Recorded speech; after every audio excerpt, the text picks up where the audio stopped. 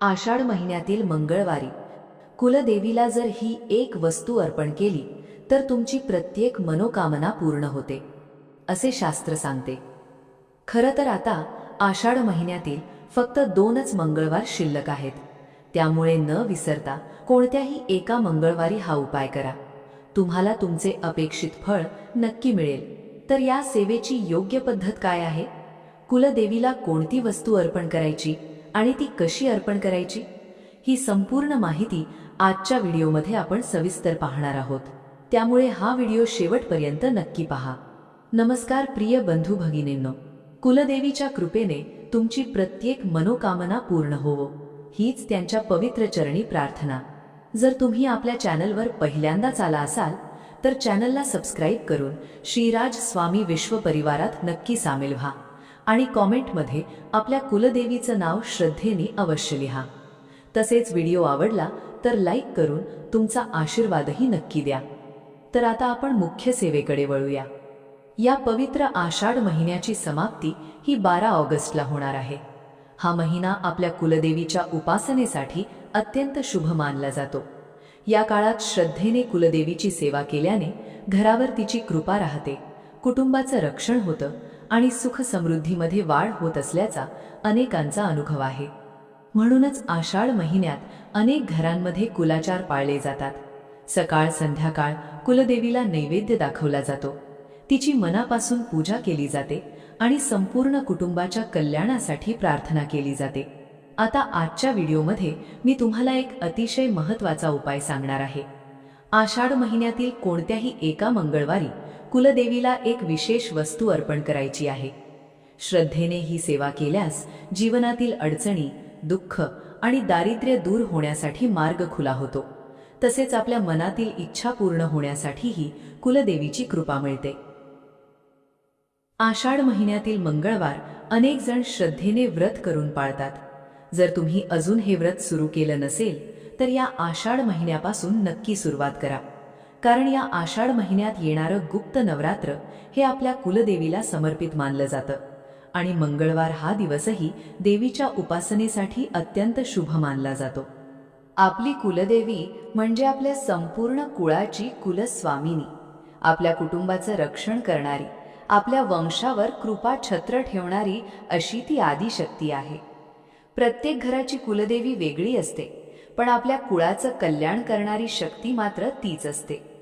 म्हणूनच प्रत्येक घरात कुलदेवीचा टाक, फोटो किंवा मूर्ती असते। जर तुमच्या घरातही कुलदेवीचं स्वरूप असेल तर शक्यतो रोज तिची पूजा करावी। रोजच्या या सेवेमुळे कुलदेवीची कृपा कुटुंबावर कायम राहते आणि घरातील प्रत्येक सदस्याचं संरक्षण होत राहतं।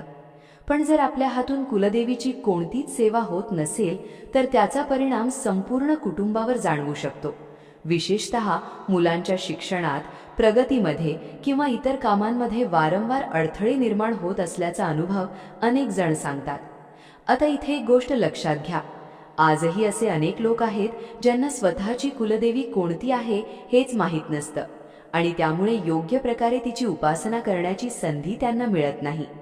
जर अजूनही तुम्हाला माहिती नसेल की कुलदेवी कोणती आहे तर आपल्या गुरूंकडून, घरातील ज्येष्ठ व्यक्तींकडून किंवा आपल्या कुटुंबातील जाणकारांकडून याबद्दल माहिती घ्या।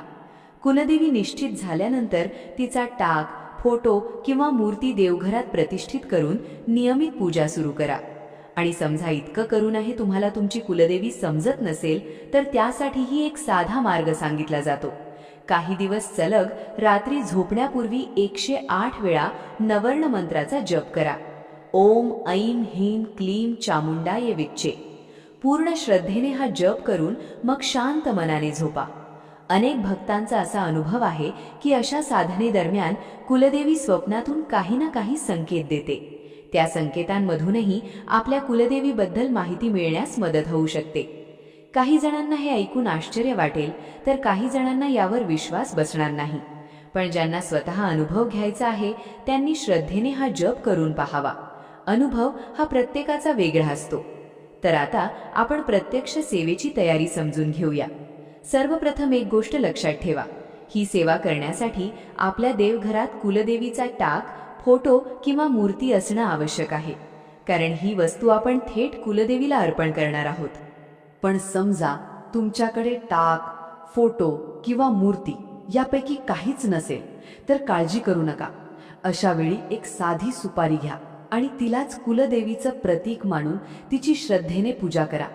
पुढे मी जी वस्तू अर्पण करायला सांगणार आहे तीच त्या सुपारीला अर्पण करायची आहे. मी आधी सांगितल्याप्रमाणे घरातील किमान एका स्त्रीने आषाढ महिन्यातील मंगळवारी शक्य असेल तर उपवास करावा. हा उपवास दिवसभर करून संध्याकाळी सोडायचा आहे. उपवासाचे पदार्थ खाऊनही हा उपवास करता येतो आणि शक्य असल्यास घरातील कर्ती स्त्रीने हे व्रत केलं तर अधिक उत्तम मानलं जातं. तर बघा, मंगळवारी सकाळी शक्य तितक्या लवकर उठायचं. त्यानंतर घर आणि अंगण स्वच्छ करून घ्यायचं. मग स्नान करून घ्यायचं. स्नान झाल्यानंतर घरातील नेहमीची कामं, चहा, नाश्ता किंवा इतर आवश्यक कामं आधी पूर्ण केली तरी हरकत नाही, कारण ही सेवा फक्त एका ठराविक वेळीच करायची असा नियम नाही. सकाळपासून संध्याकाळपर्यंत ज्यावेळी तुम्हाला सोयीचं वाटेल त्यावेळी श्रद्धेने हा उपाय करू शकता. सेवा सुरू करण्यापूर्वी शक्य असेल तर घराच्या उंबरठ्यावर हळदीचं लेपन करा. जर ते शक्य नसेल तर उंबरठ्याला हळद कुंकू लावून नमस्कार केला तरी पुरेसा आहे. यानंतर देवघरातील सर्व देवांची नेहमीप्रमाणे पूजा करून घ्या आणि मग कुलदेवीची ही विशेष सेवा सुरू करा. इथे तुम्हाला आणखी एक गोष्ट सांगू इच्छिते. तुमच्या मनात एखादी विशेष इच्छा असेल, एखादं काम बराच काळ अडलेलं असेल किंवा एखाद्या गोष्टीसाठी तुम्ही मनापासून प्रयत्न करत असाल, तर ही सेवा सुरू करण्यापूर्वी संकल्प करू शकता.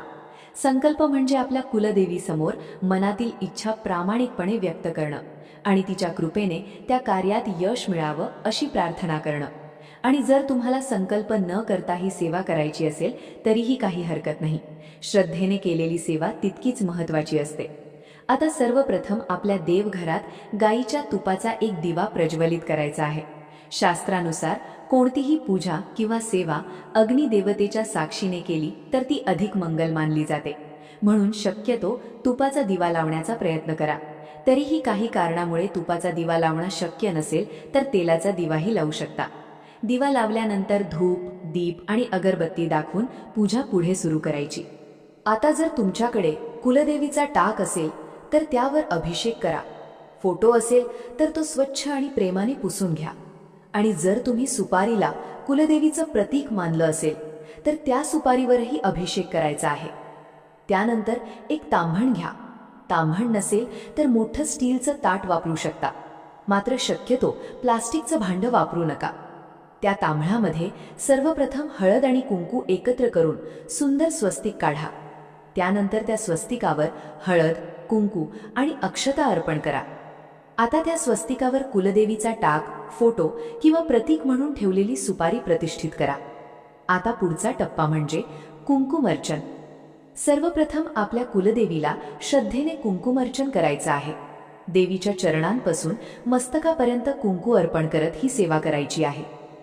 आता अनेक जण विचारतात, हे कुंकुमर्चन किती वेळा करायचं? तुम्ही ते 11 वेळा करू शकता.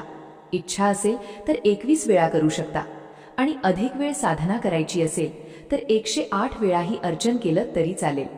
कुंकू अर्पण करताना उजव्या हाताची अनामिका, मधलं बोट आणि अंगठा यांच्या साहाय्याने जितकं कुंकू सहज घेता येईल तितकं घ्यायचं आणि देवीच्या चरणांपासून मस्तकापर्यंत अर्पण करत जायचं. जर ही पद्धत तुम्हाला अवघड वाटत असेल तर उजव्या हाताच्या 5ही बोटांनीही कुंकुमर्चन करू शकता. सर्वात महत्त्वाची गोष्ट म्हणजे भाव आणि श्रद्धा. अर्चन करताना आपल्या कुलदेवीचं नाव सतत घेत राहायचं. जर तुम्हाला कुलदेवीचा मंत्र माहीत असेल तर तो म्हणू शकता आणि मंत्र माहिती नसेल तर नवर्ण मंत्राचा जप करत ही सेवा केली तरी चालेल. कुंकुमर्चन पूर्ण झाल्यानंतर पुढचा नैवेद्य अर्पण करायचा आहे. सर्वप्रथम खडीसाखरेचा नैवेद्य कुलदेवीला दाखवा. श्रद्धेने तो अर्पण करा. यानंतर या सेवेतील आणखी एक महत्त्वाचा भाग सुरू होतो. तुम्हाला 11 लवंगा घ्यायच्या आहेत. शक्यतो प्रत्येक लवंग पूर्ण आणि फूल असलेली असावी. आता एक लवंग उजव्या हातात घ्या आणि श्रद्धेने हा मंत्र म्हणा. ओम ऐं क्लीं चामुंडाये विच्चे. मंत्र म्हणत ती एक लवंग कुलदेवीला अर्पण करा. अशाच प्रकारे एक एक करत सर्व 11 लवंगा अर्पण करायच्या आहेत.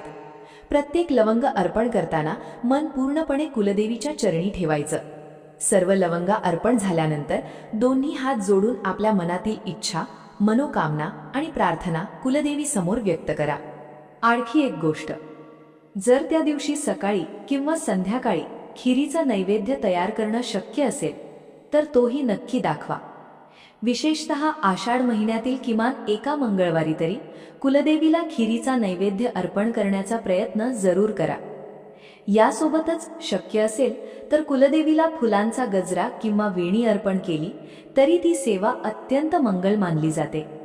पण अजूनही सेवेतील एक अत्यंत महत्त्वाचा भाग बाकी आहे.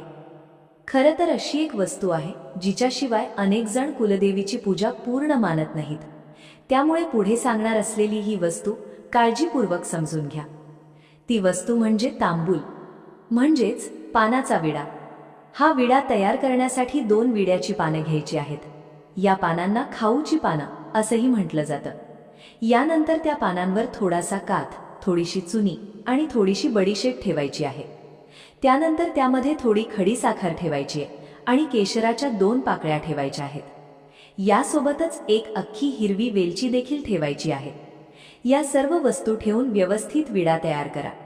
विडा तयार झाल्यानंतर एक लवंग घ्या आणि ती वरच्या बाजूने विड्यामध्ये खोचा. त्यानंतरच हा तयार केलेला तांबूल आपल्या कुलदेवीला श्रद्धेने अर्पण करायचा आहे. ही सेवा पूर्ण झाल्यानंतर साधारण 1 ते 2 तास तो विडा तसाच कुलदेवी समोर राहू द्यायचा आहे. त्यानंतर तो विडा अलगद उचलून त्याचे छोटे छोटे तुकडे करायचे आणि आपल्या घरातील प्रत्येक सदस्याने तो प्रसाद म्हणून थोडासा ग्रहण करायचा आहे. इथे एक गोष्ट लक्षात ठेवा, हा प्रसाद फक्त आपल्या घरातील सदस्यांनीच घ्यायचा आहे. घराबाहेरील इतर कोणालाही हा प्रसाद देऊ नये. अशा प्रकारे आषाढ महिन्यातील मंगळवारी कुलदेवीची ही सेवा पूर्ण होते. जर प्रत्येक मंगळवारी ही सेवा करणं शक्य असेल तर अतिशय उत्तम. आणि काही कारणामुळे तसं जमलं नाही तरी आषाढ महिन्यातील किमान एका मंगळवारी ही सेवा श्रद्धेने अवश्य करा. आता या सेवेचा आणखी एक महत्त्वाचा लाभ कसा घ्यायचा ते पाहूया. तुम्ही जे कुंकुम अर्चन केलं आहे ते कुंकू दुसऱ्या दिवशी काळजीपूर्वक गोळा करून एका स्वच्छ डबीत भरून ठेवा. हे कुंकू दररोज स्वतःच्या कपाळावर लावा. तसंच घरातील एखादी व्यक्ती एखाद्या महत्त्वाच्या कामासाठी, मुलाखतीसाठी, व्यवसायाच्या कामासाठी किंवा इतर शुभ कार्यासाठी बाहेर जात असेल तर या कुंकवाचा छोटासा टिळा तिच्या कपाळावर लावा. मुलांनाही रोज या कुंकवाचा टिळा लावू शकता. अनेक जण श्रद्धेने ही सेवा करतात.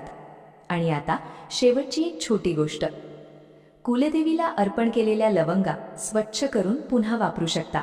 त्या पुढील पूजेमध्ये वापरल्या तरी हरकत नाही किंवा स्वच्छ धुवून घरात चहा बनवताना वापरू शकता. इच्छेनुसार घरातील प्रत्येक सदस्याला एक एक लवंग प्रसाद म्हणूनही देता येते. तर मंडळी, आषाढ महिन्यातील मंगळवारी कुलदेवीची ही संपूर्ण सेवा श्रद्धेने करण्याचा प्रयत्न नक्की करा. आजची माहिती तुम्हाला उपयुक्त वाटली असेल तर व्हिडिओला एक लाईक नक्की करा. आपल्या चॅनलवर नवीन असाल तर सबस्क्राईब करून बेल आयकॉन दाबायला विसरू नका. आणि हा व्हिडिओ आपल्या मित्रपरिवारासोबत आणि नातेवाईकांसोबतही नक्की शेअर करा, जेणेकरून त्यांनाही या सेवेची माहिती मिळेल. तसेच कमेंटमध्ये आपल्या कुलदेवीचं नाव श्रद्धेने अवश्य लिहा. सर्वांच्या घरावर कुलदेवीची कृपा कायम राहो हीच मनापासून प्रार्थना. चला पुन्हा भेटूया अशाच एका नवीन आणि उपयुक्त व्हिडिओमध्ये. श्री स्वामी समर्थ.